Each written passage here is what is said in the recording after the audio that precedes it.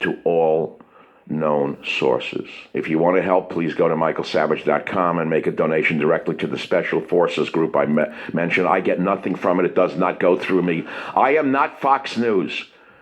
I'm not Benny Shapiro or Sean Hannity. I'm not any of those. I'm Michael Savage. Give them some money and don't sit on your asses. And now the rest of the podcast on this very, very dark day in American history. Michael Savage, a host like no other. This episode is brought to you by NASCAR. The NASCAR playoffs are about to begin in a big way at one of the most historic tracks in all of motorsports, Darlington Raceway. For edge-of-your-seat action and a dramatic finish, don't miss NASCAR at Darlington, Sunday, September 5th at 6 p.m. Eastern on NBCSN. That's NASCAR on NBCSN, Sunday, September 5th at 6 p.m. Eastern.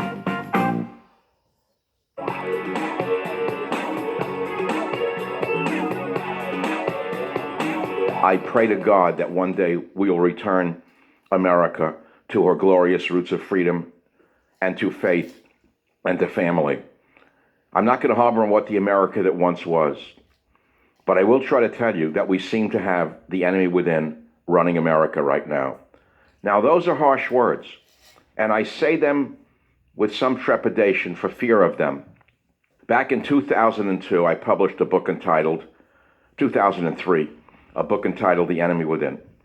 And I quoted in the front from Cicero, who has been widely quoted since the book came out by others who have read my book and rediscovered Cicero. Remember, the book was published nearly 20 years ago. Cicero wrote, "A nation can survive its fools and even the ambitious, but it cannot survive treason from within.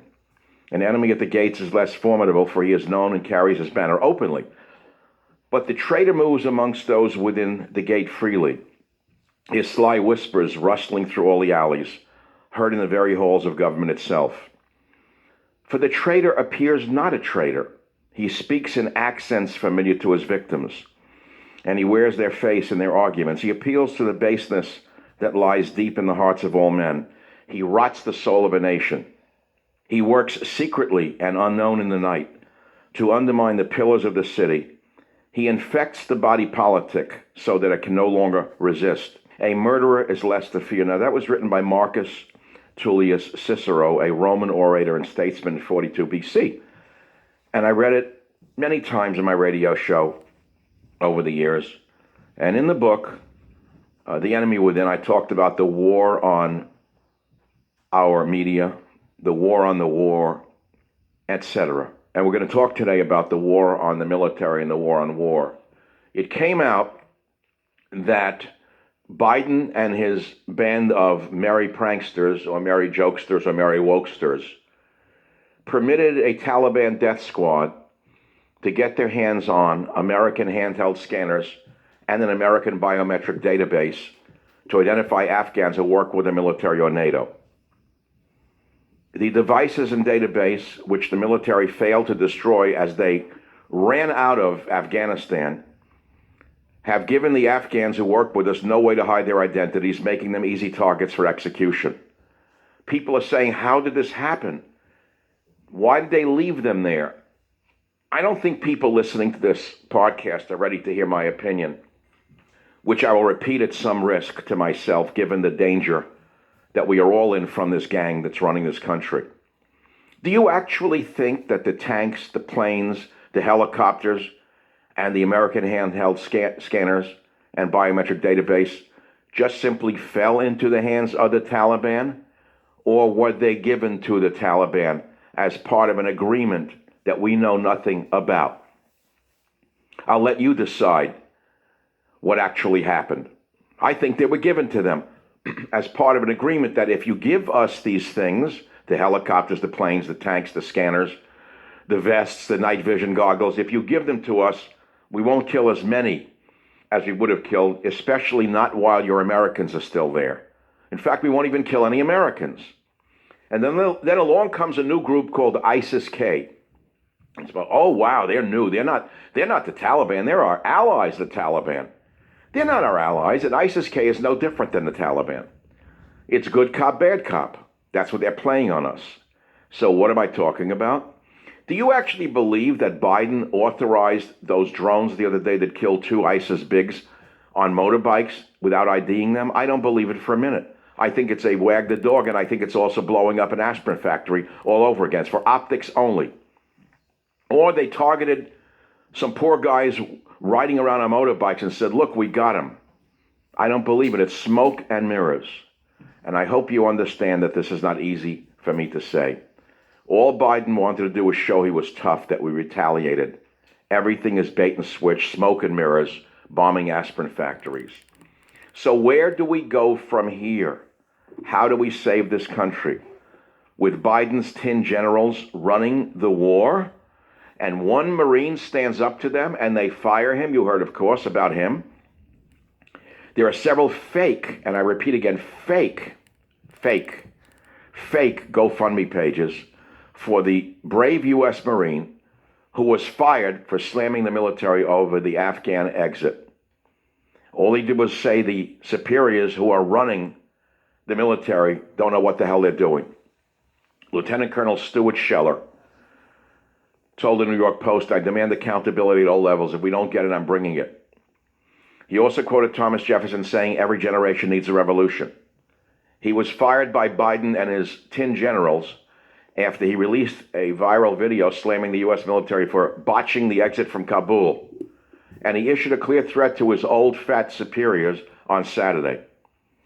The men who served under him love him and respect him. So what does this have to do with the enemy within? You know, an enemy within may not be a traitor on purpose, but an enemy within can be a traitor without even wanting to be a traitor. You understand what I'm saying to you? It's obvious to all of us that something terrible is a loose here.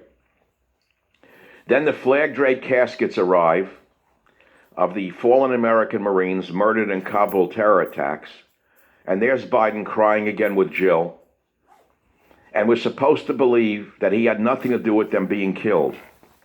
Then we're told that a chilling, imminent bloodshed was going to happen again, and another drone strike stops another ISIS suicide bomber. We're supposed to believe that? Meanwhile, the terrorists are blocking Americans from the Kabul airport. In the middle of all of this, Fauci, the liar and pimp for the drug companies, is saying vaccines must be given to children. It's a mandate for children, and you must get one every 5 months. The enemy within operates on every level. How did this start? But more importantly, where it ends is anyone's guess. How far will this treachery go? Where it will end is anyone's guess. And so we have to look at the enemy within again. Back in '03, when I wrote The Enemy Within, I focused on the military in a chapter called The War on the War. I'm going to read you a paragraph or two because it fits perfectly. Whether you know it or not, I wrote, America is engaged in a fight for her life. Frankly, the tragic events on 9/11 were just a wake-up call. Militant forces have painted a bullseye on the forehead of Lady Liberty.